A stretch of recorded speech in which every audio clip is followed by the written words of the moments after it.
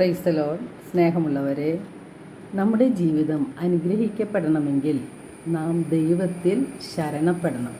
ഹെബ്രായർ 11:6 തിരുവചനം പറയുന്നു, ദൈവസന്നിധിയിൽ ശരണം പ്രാപിക്കുന്നവർ ദൈവമുണ്ടെന്നും തന്നെ അന്വേഷിക്കുന്നവർക്ക് അവിടുന്ന് പ്രതിഫലം നൽകും എന്നും വിശ്വസിക്കണം. കർത്താവിൽ ആശ്രയിക്കുകയും കർത്താവിൽ ശരണം വയ്ക്കുകയും ചെയ്യുന്നവന് ഒരു കുറവും ഉണ്ടാകുകയില്ല. നമ്മെക്കുറിച്ച് കരുതലും നമ്മോട് കരുണയും ഉള്ളവനാണ് നമ്മുടെ സ്നേഹനിധിയായ ദൈവം. സങ്കീർത്തനം 34:8 സങ്കീർത്തകൻ പറയുന്നു, കർത്താവ് എത്ര നല്ലവനാണെന്ന് നിങ്ങൾ രുചിച്ച് അറിയുവിൻ എന്ന്. അവിടുത്തെ ആശ്രയിക്കുന്നവൻ ഭാഗ്യവാൻ.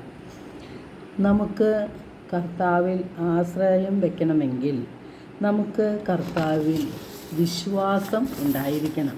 ഹെബ്രായർ 11:1 വിശ്വാസം എന്നത് പ്രത്യാശിക്കുന്നവ ലഭിക്കും എന്ന ഉറപ്പും കാണപ്പെടാത്തവ ഉണ്ട് എന്ന ബോധ്യവുമാണ്. ദൈവം തരുന്ന ദാനമാണ് വിശ്വാസം.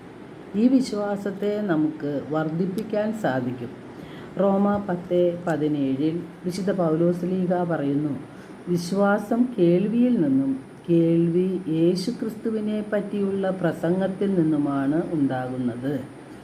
യേശുവിനെക്കുറിച്ച് നാം കൂടുതൽ കേൾക്കുകയും യേശുവിനെ അറിയുകയും ചെയ്യുമ്പോൾ യേശുവിനെ നാം കൂടുതൽ സ്നേഹിക്കാൻ തുടങ്ങും.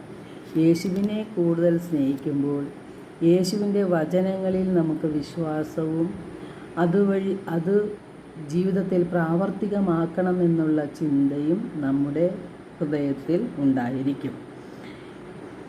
യേശുവിൻ്റെ വചനങ്ങളാണ് നമ്മുടെ ആത്മാക്കളെ രക്ഷിക്കാനായിട്ട് കഴിയുന്നത്. നാം ദൈവത്തിൽ ആശ്രയിച്ചുകൊണ്ട് ദൈവത്തിൽ ശരണപ്പെട്ടുകൊണ്ട് നാം ജീവിക്കുമ്പോൾ നമ്മുടെ ജീവിതം അനുഗ്രഹപൂർണമായി മാറും. അപ്പോഴാണ് ദൈവത്തെ അനുഭവിച്ചറിയുവാനായിട്ട് നമുക്ക് സാധിക്കുന്നത്. വിവിധ രീതിയിലുള്ള പ്രതിസന്ധി ഘട്ടങ്ങളിലൂടെയാണ് നാം കടന്നു പോകുന്നത്. സാമ്പത്തിക പ്രതിസന്ധികളും രോഗങ്ങളും തൊഴിലില്ലായ്മയും എല്ലാം നമ്മുടെ പലരുടെയും ജീവിതത്തിലുണ്ട്.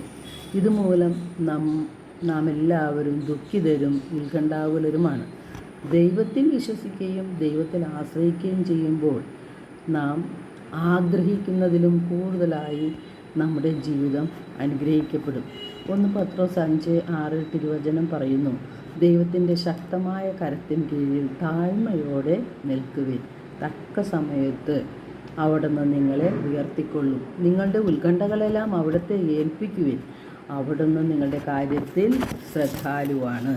നമ്മുടെ കാര്യത്തിൽ ശ്രദ്ധാലുവായ, നമ്മോട് കരുണയും നമ്മെക്കുറിച്ച് കരുതലുമുള്ള ദൈവത്തിൻ്റെ ശക്തമായ കരത്തിൻ കീഴിൽ താഴ്മയോടെ നിൽക്കുമ്പോൾ കർത്താവ് നമ്മെ ഉയർത്തിക്കൊള്ളും. തക്ക സമയത്ത് നമ്മെ ഉയർത്തും.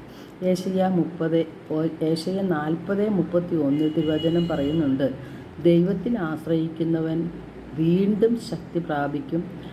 അവർ കഴുകന്മാരെ പോലെ ചിറകടിച്ചുയരും.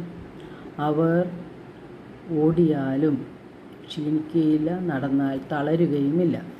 ഏശയ്യ 41:10 കർത്താവ് അരുളി ചെയ്യുകയാണ്, ഭയപ്പെടേണ്ട, ഞാൻ നിന്നോട് കൂടെയുണ്ട്. സംഭ്രമിക്കേണ്ട, ഞാനാണ് നിൻ്റെ ദൈവം. ഞാൻ നിന്നെ ശക്തിപ്പെടുത്തുകയും സഹായിക്കുകയും ചെയ്യും. എൻ്റെ വിജയകരമായ വലത്തുകൈ കൊണ്ട് ഞാൻ നിന്നെ താങ്ങി നിർത്തും.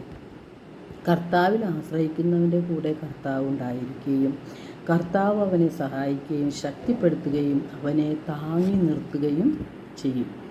അതിനാൽ കർത്താവിൽ ആശ്രയിച്ചുകൊണ്ട് കർത്താവിൽ ശരണം വെച്ചുകൊണ്ട് നമുക്ക് അനുദിനം ജീവിക്കാം. അപ്പോൾ നമുക്കൊന്നിൻ്റെയും ഒരു കുറവും ഉണ്ടായിരിക്കുകയില്ല.